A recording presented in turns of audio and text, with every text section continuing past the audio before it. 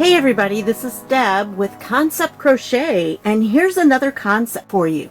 This pattern right here makes nice afghans, whatever you want to do with it, and make a nice scarf.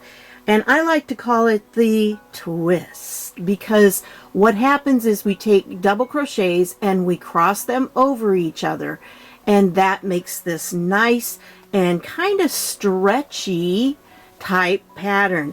It's also reversible, so that makes it even better, right? Well, let's get started on this. Okay, for the project I just showed you, it's a baby blanket I'm making for my niece, and shh, don't tell her, okay?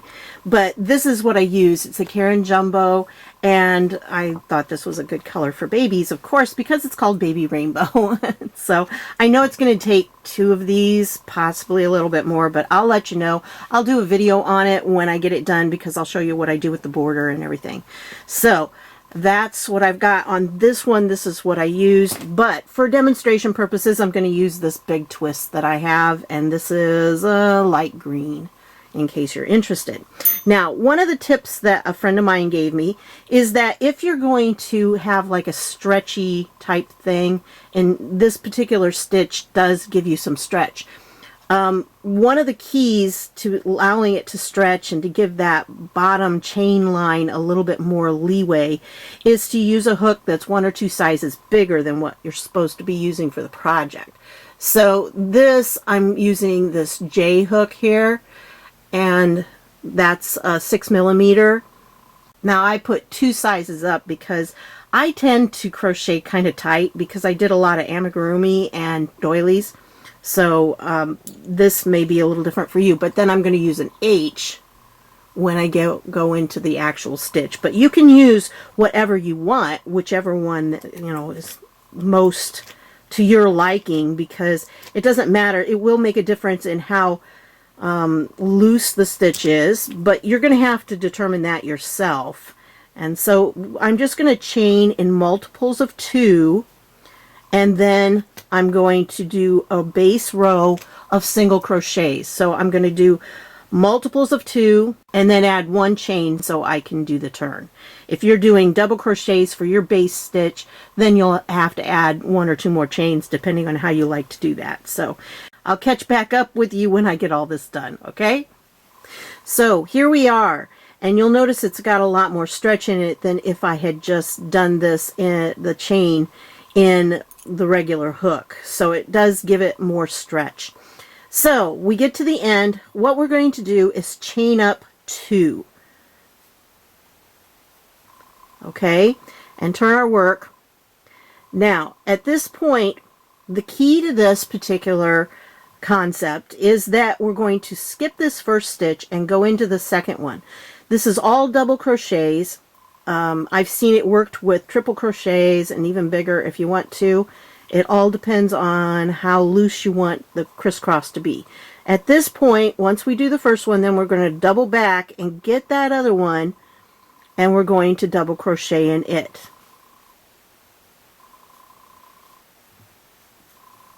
Now, I will tell you that when we do the turns, that's probably where it's going to be the trickiest, because you can see it's twisted it around. So when we come back that way, I'll show you what I mean. All right, now here we are again. I'm going to skip this first one here and go into this next one. Put my hook turned. Okay, do a regular double crochet, yarn over, and then we're going to go into this one right here.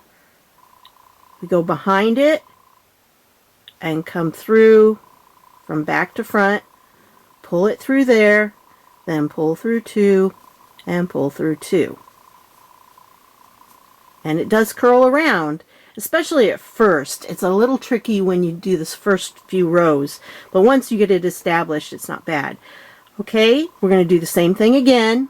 Let's go through, find the next stitch, this one, and then we're going to skip to this one. We yarn over and pull through just like we do for a regular double crochet. See, it leaves a gap there. Then we yarn over, double back through, go from back to front,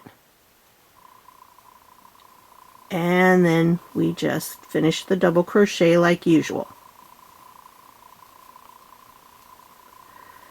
Okay, and we do that all the way across.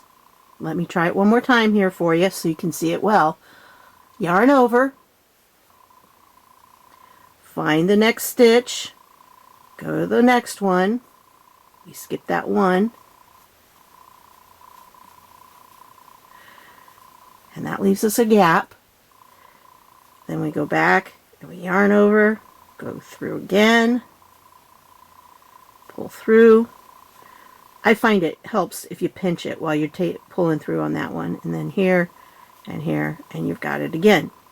Now you can actually do it from the back to the front and it gives a different look. So I've done some pieces where I did like 2 or 3 rows this way, and then I did 2 or 3 rows going the other direction. So that would be, let me just show you what that would look like. Okay, you remember you're not going in this one because see, it already has a stitch in it.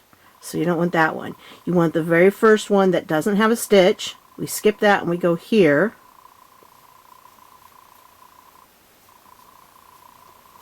So now if we're going to do the back one, then you go back like this and you pull it from the front then to the back. Make sure you get both of those pieces of yarn there. I think I'm missing one. There I am. Okay. And go through like that. Okay, so it'll like make it go a different direction. It twists the other way, obviously. So, you know, that's just another option you can use. Remember, I do concepts, so you need to make sure you get both of those loops over it when you do this. And then, okay, remember you're not doing this one because it already has a stitch in it. So that's the one we're going to skip, and then we go to this one. This very first one is really tricky because you got to try to find your 2 loops here and get through there. Come on, you can do this. There we go. All right. So then we pull through 2 and pull through 2. And then we got to go back and pick up that one stitch that we skipped. So we go in here, and remember you got to have 2 loops over it. There should be 2 loops of yarn over. So there. Okay, so now we've got our first row. We've gone all the way over. See, it's kind of stretchy. That's one of the things about it. Come back here. We need that. All right, so you do 2 up. Make them kind of loose because you don't want them too tight. When you come back through, you're going to need to go into one of them. So now for this first one, when I started doing this, I did it in the round, and in the round there's no problem. When you try to do it like this though, it does cause just a little bit of a problem with this first stitch because you actually need one more stitch. So what we're going to do is we're going to cheat a little.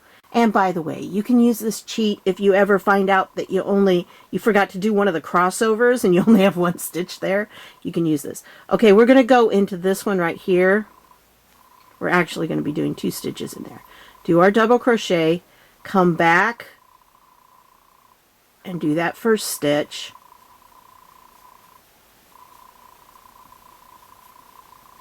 Then we're going to set up the pattern, and the pattern is, you see where this stitch is right here.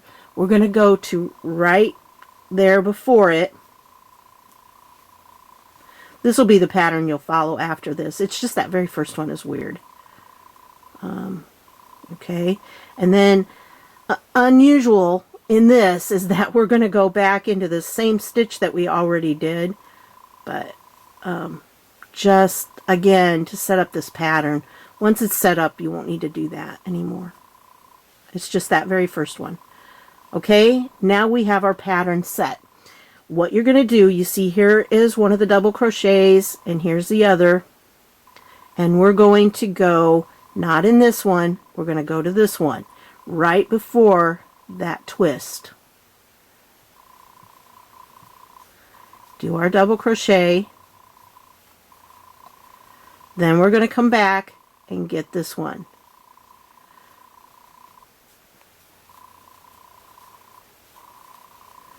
So there you go. Again, we're going to go over here. See, you've got this pair and this pair. We're going to go into this one first.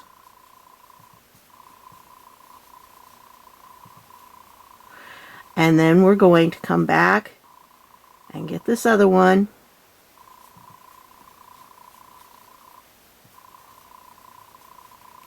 And there. So again, we've got a pair here and a pair here. We go to the second pair. We go through. And then we yarn over, come back, and get in there and get that one.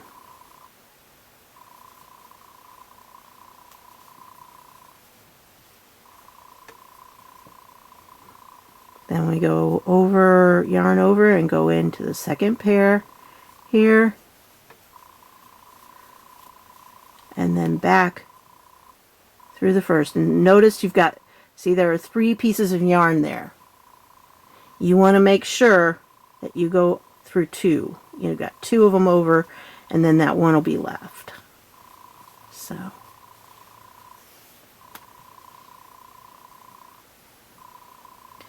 now when we get to the end, it does a similar kind of tricky thing here. Alright, you see that we have this stitch right here. And then we have the chain 2 that we did. Well, you're going to go into the chain 2 for the first part of the stitch. So get the top of the chain 2.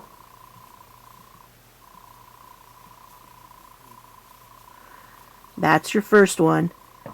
Then come back and get this one. Now this one sometimes can be really tricky because you have those 3, and sometimes the second one wants to stick down, that second piece of yarn wants to stick down with the other one, but you need to make sure you got 2 on top. And go through and go through. And then we've got our first row. After this, it gets easier. It really does. So then we chain 2.